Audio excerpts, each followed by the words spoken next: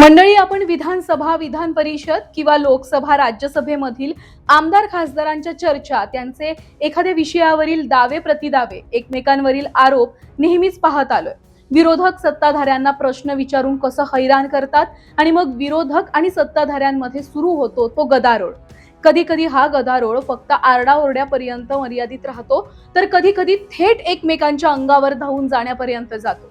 थोडक्यात सत्ताधारी आणि विरोधकांमधील हा सगळा गोंधळ आपण आजवर मोठ्या सभागृहांमध्ये पाहत आलोय. पण असाच काहीसा राडा नाशिक महानगरपालिकेच्या सभागृहात झालं असं होतं. महापालिकेच्या 2026-27 वर्षासाठीच्या अंदाजपत्रकाच्या विषयावर महापौर हिमगौरी आहेर आडके यांच्या अध्यक्षतेखाली सभा भरली होती. याच वेळी सत्ताधारी आणि विरोधकांमध्ये विकास निधीमध्ये तफावत, तसेच उपमुख्यमंत्री अजित पवार यांच्या स्मारकासाठी निधीचा अभाव, या सगळ्या कारणांवरून सभागृहात गदारोळ सुरू झाला.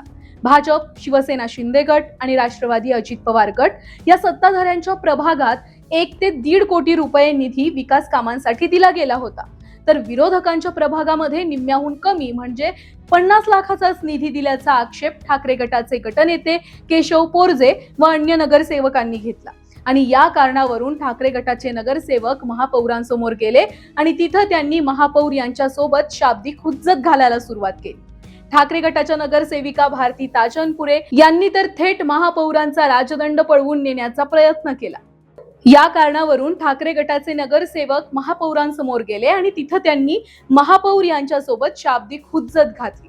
ठाकरे गटाच्या नगरसेवका भारती ताजनपुरे यांनी तर थेट महापौरांचा राजदंड पळवून नेण्याचा प्रयत्न केला आणि इथेच सत्ताधारी आणि विरोधकांमध्ये चांगला राडा झाला. या सगळ्या गोंधळानंतर महापौर आडके यांनी गंभीर दखल सुद्धा घेतली.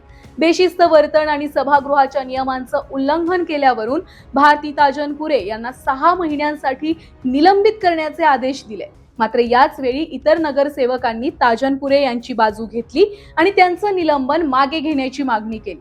नगरसेवकांचं म्हणणं ऐकत महापौरांनी निलंबनाचे आदेश मागे घेतले खरे, पण घडलेल्या या सगळ्या प्रकरणावर महापौर यांनी सूचना दिल्या की भविष्यात असा काही अनुचित प्रकार सभागृहामध्ये घडला तर थेट नगरसेवकांचं निलंबन केलं जाईल.